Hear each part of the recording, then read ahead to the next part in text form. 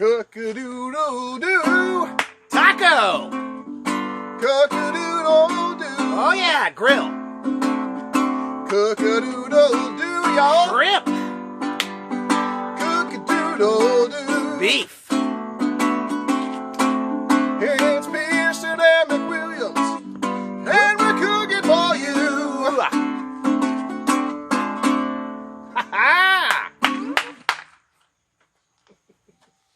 Hey there, everybody. Welcome. Pearson, McWilliams, outside on a beautiful day. I want everyone to know my hips are fine.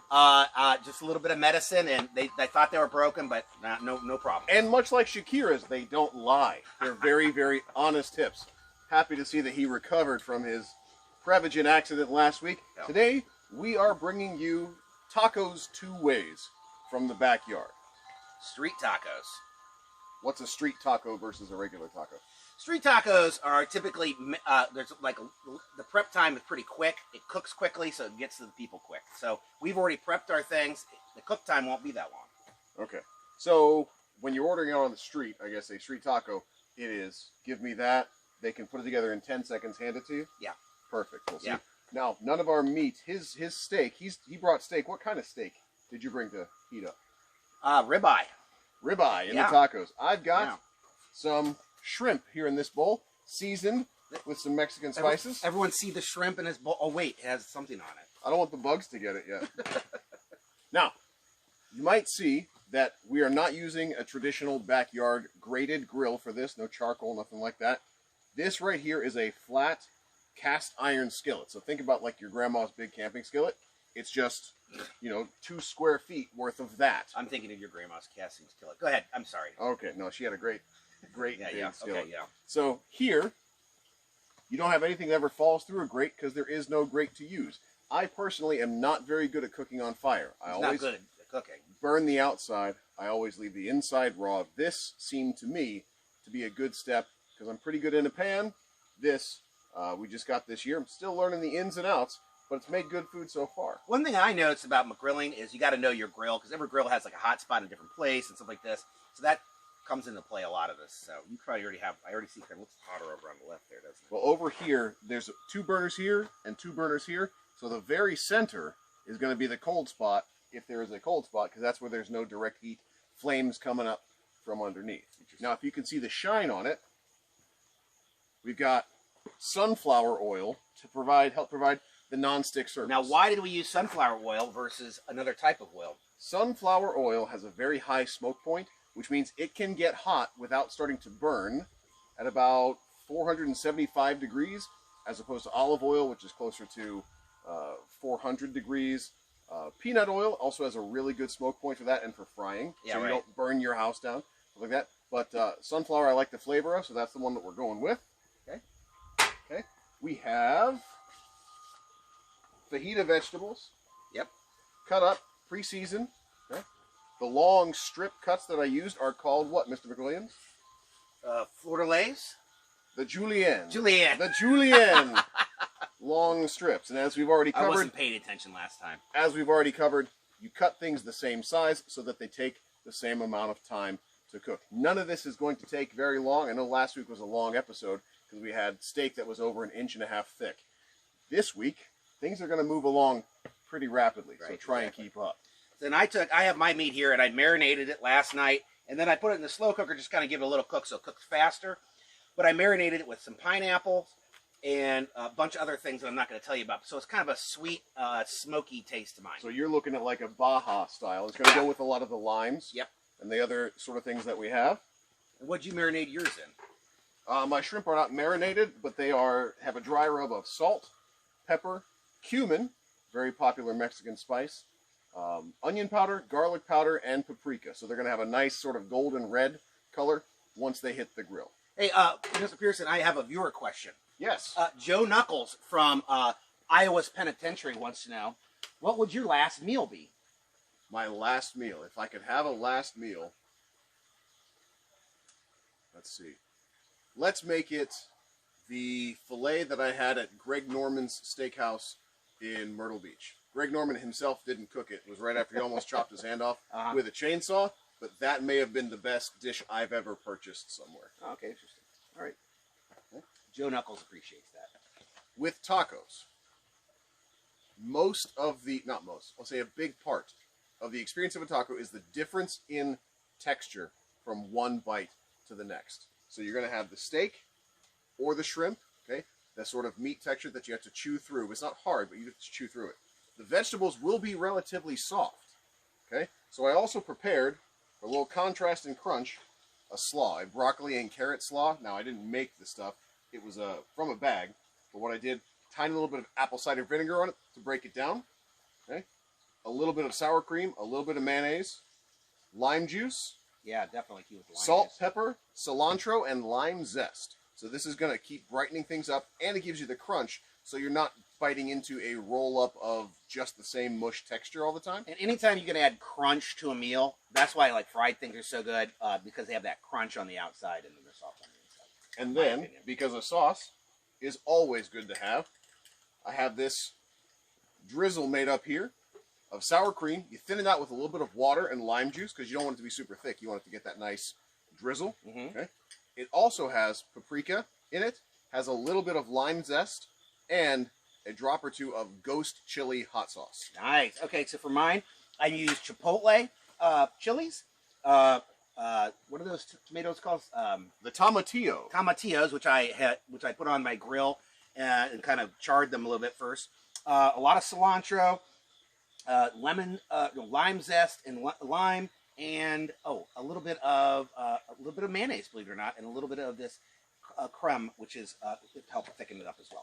All right, so we've got a good variety of flavors on. We'll probably make 2 tacos each. We'll eat one of our own. We'll eat one of the other person's. Let's see what they go with. Now, do the vegetables, eh? The vegetables are going to take the longest to cook, and not really that long, because they're all relatively thin. We've been over this before, though. Remember, cook the spatula. vegetables first, because vegetables always take longer than the meat. Just one more. Take that top off, would you? Oh, man. Careful, careful. One more little hit of oil, because we've been standing here. It dried out just a little bit.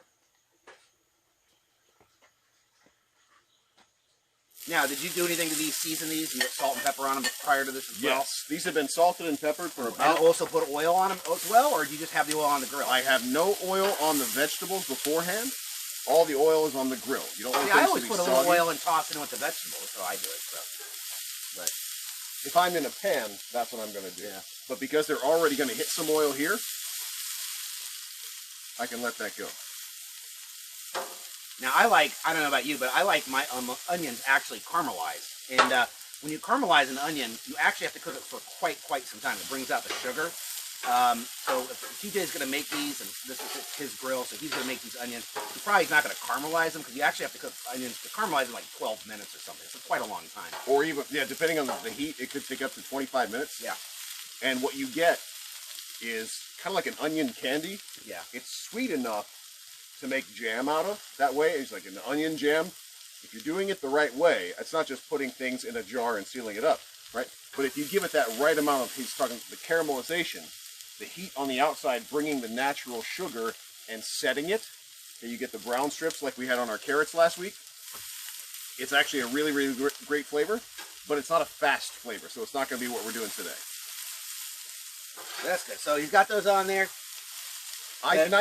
When I'm eating stuff like this, I want my onions to be a little bit crunchier. Yeah. My veggies to be...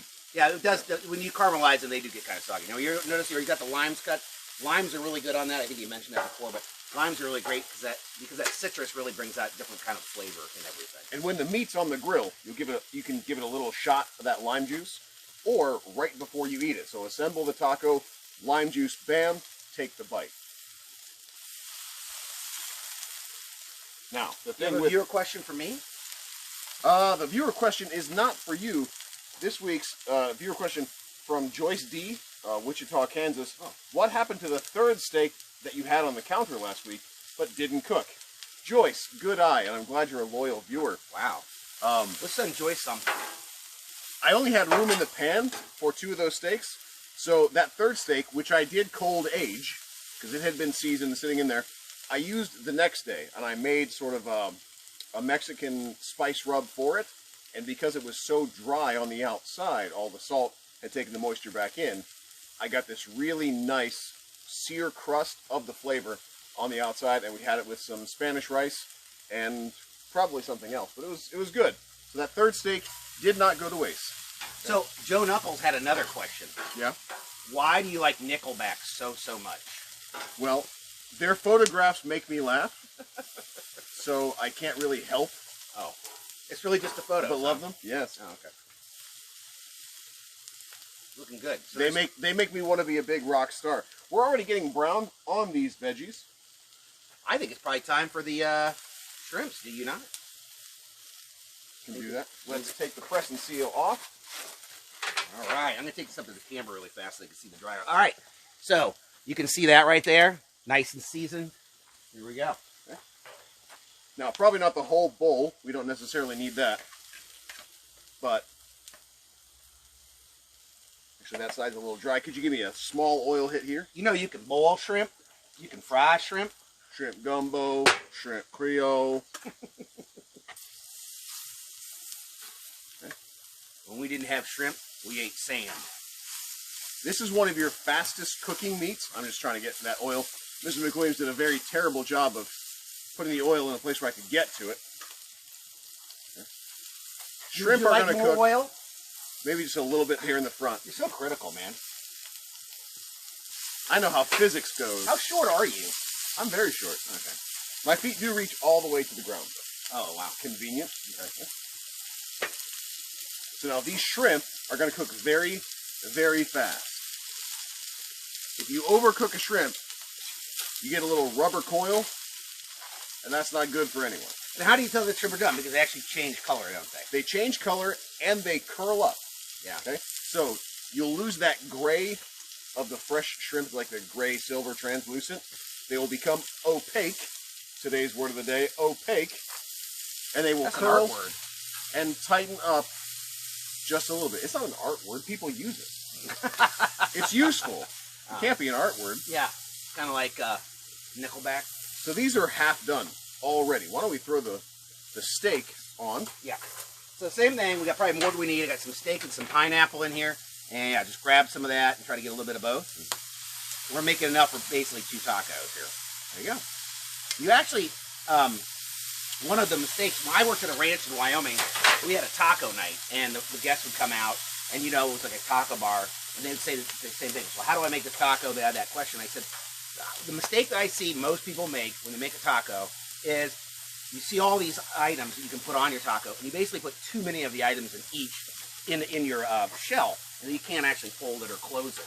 And so one of the things is you're actually a little lighter on everything, and that way you can have more tacos. So, you know. So bigger is not necessarily better if you like variety. Right. Because you'll run out of room. Well, just, yeah, you can't close it. So like this right here, the amount of meat that we have on here, I mean, that's good for like 3-4 tacos. The shrimps too, like probably like 2-3 shrimps on a street taco. And then of course I'm thinking about the shells that I bought. Okay, these are gluten-free because they're white corn basically. Okay. So those are the ones I think are good for. What I have here for the little bit bigger of an appetite, for a little bit bigger of a boy, has got these from the store. He got his from the store too. Don't let him fool you. He didn't make them. I have made. These have spinach already in them, so a little bit better vegetable content, maybe for the kids. Carb balance, so they're not quite as heavy. They're not gluten-free, but they're not necessarily gluten-full. Better tasting. Great taste. Less filling. So. Okay. Yeah, can you move my Yes, I can. my meat? A little scraper right here to pick up the shrimps. Shrimps are done. That's all it took. Woo! Those do quick. And this is why, can I have that please? Yes. So yeah, this is a really great tool. I actually first used this in a kitchen for making dough.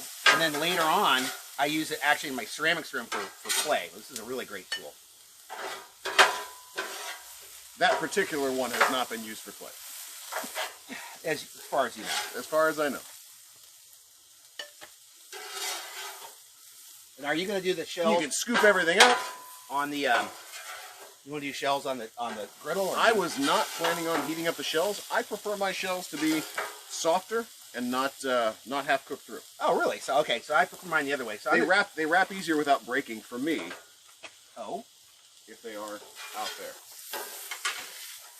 Well, this thing's hot, man. Yes. And So it will stay that way for quite a while because the iron holds on to the heat. Yeah, and that also makes the heat more even, which is good about cast iron. Things like aluminum and steel, stuff like that, the crystalline structure, we'll get nerdy here for a second, the crystalline structure of the material is a regular... No, leave it. Oh, okay. I'm just going to do just this side. It won't take that long. Is a regular interweaving pattern, okay? However, when you have something like cast iron or something that is ceramic, okay, the inner workings, if you break it, it's not a regular crosshatch thing, okay? So the molecular structure is irregular. It means heat takes longer to get into it, but once it's there, it doesn't get cold as fast. So it takes less energy to remain hot if you have that irregular internal structure. What are we putting our tacos on here, man? Got some plates underneath the meat selection. I'm going to use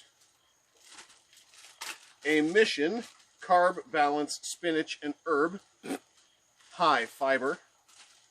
And just like Kermit knows, it's not easy being green. No one thinks you're funny. All right. I'm going to do 2 more because I'm making one for you with the shell like this. It's fine. It's fine. Okay, fair enough, fair enough. You're going to try it out. You hate it, you hate it. So now, what I'm going to do first is find a pair of tongs that he's got. I'm using them. Here you go. I won't worry about it. Put my veggies down first. Those are still hot to the touch. That's nice. Hot to the touch. Too hot to the touch. Too cold to hold. The shrimp go in.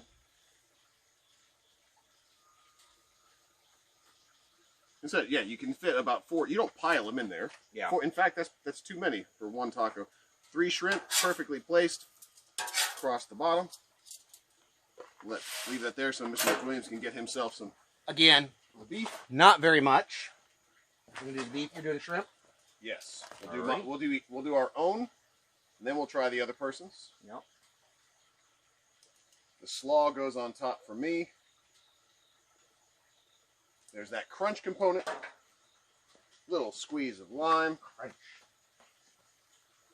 And Miss McWilliams, once you're done with that, I would like you to hold this just for a second so I can show the audience the drizzling consistency. You got to add water to the sour cream to get it to fall down like that. This could also go in an extra squeeze bottle. Yeah, I was looking for one.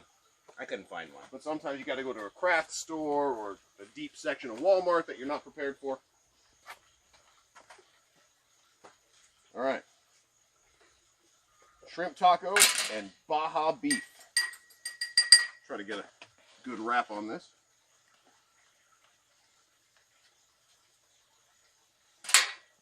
Now I did the same thing. Not a lot in there. Okay, a little bit of my sauce. I used 2 shells. These shells they kind of break apart, and I feel like it gives you a better grab on that. There you go. All right, shrimp versus beef. Let's do it.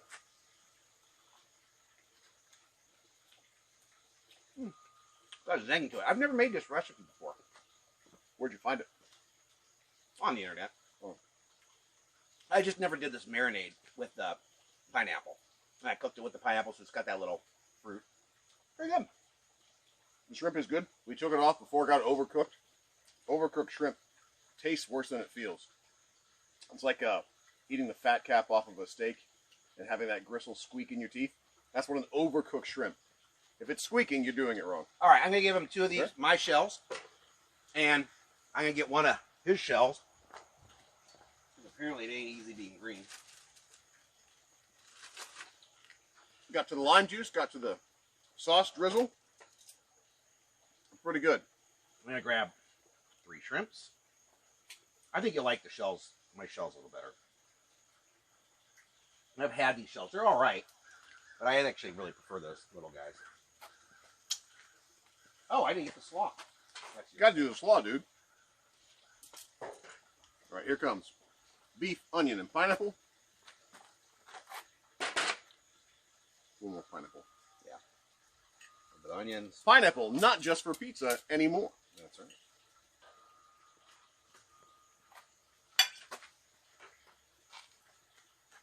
Lime. Lime. A little bit of crunch there too.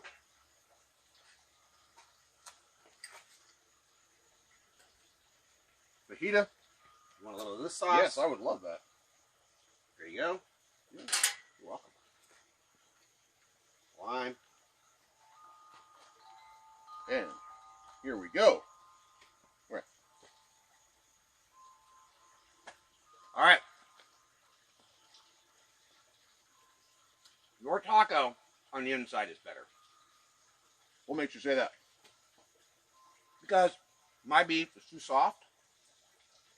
And the shrimp has that bite to it with those other things. So it has a bunch of different texture. And with your slaw, which I didn't make slaw, I didn't put slaw on mine.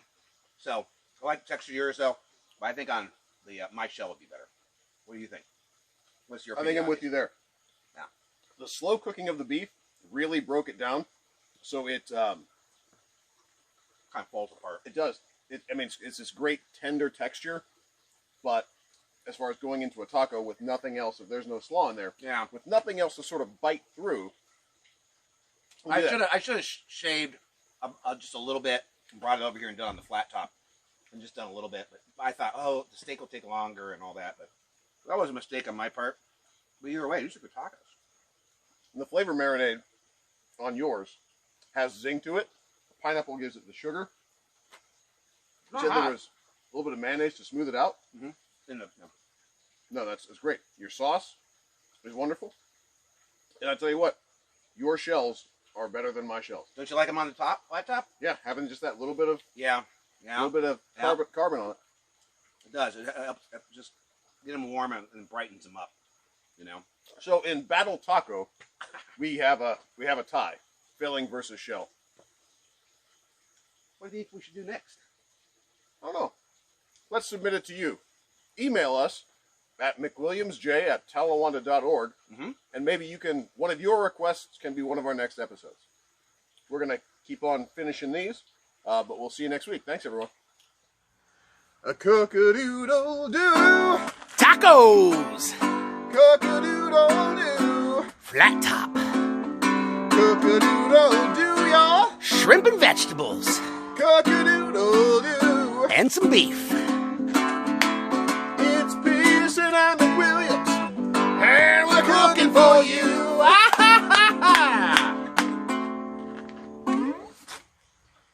All right. Somewhere in there.